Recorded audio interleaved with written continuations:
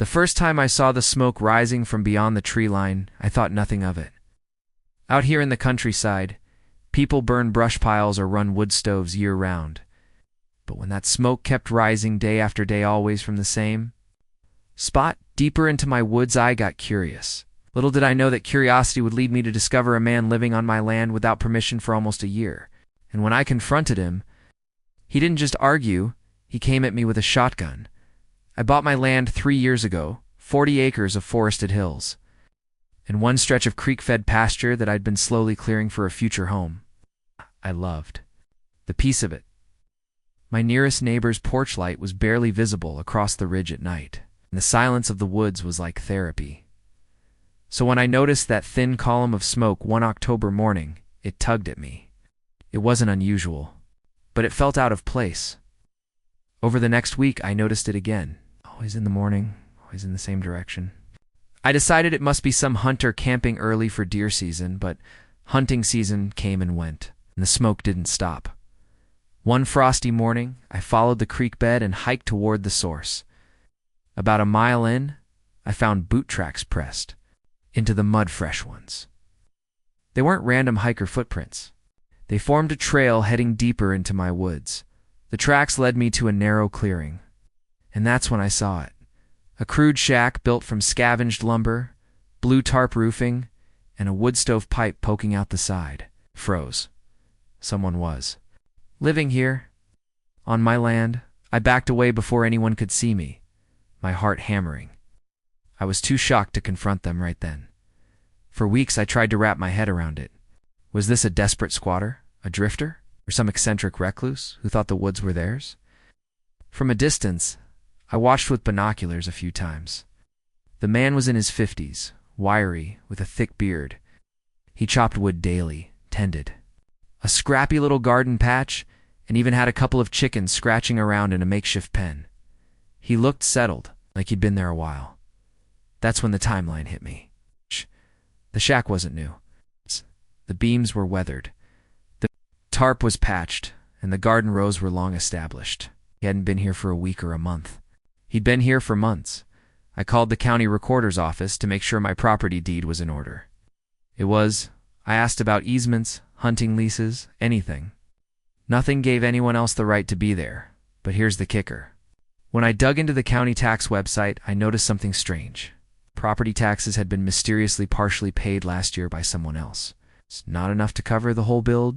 It's a few $100s logged under my parcel number. That's when my stomach dropped. Whoever this man was, he wasn't just squatting. He was trying to establish residency. In some rural counties, paying taxes on land if you don't own it, can eventually support a claim of adverse possession. If I didn't act fast, could steal my land out from under me. One crisp November morning, I decided to confront him. I strapped on my sidearm not to intimidate. But because out in the woods you don't approach strangers unarmed, when I stepped into the clearing, he was chopping wood. He froze when he saw me. "This is my land," I said firmly. "Been trespassing here for months." His eyes narrowed, but he didn't look surprised. He just leaned on his axe and said, "This ain't your land. I've been here 10 months, and I've put more work into it than you ever will. You abandoned it. That makes it mine." My blood ran cold. He was claiming it. I told him I had the deed, the tax receipts, everything. He spat on the ground and said, "Paper don't mean nothin' out here. Sweat does. This place is mine now." I warned him to leave before I called the sheriff. He smirked, walked into his shack, and slammed the door. I filed a trespassing report with the sheriff's office the next day. The deputy I spoke with sighed like he'd dealt with this kind of squatter before. "We'll send someone to talk to him, but you know how it goes. Out here, they dig in like ticks. Might take a court order."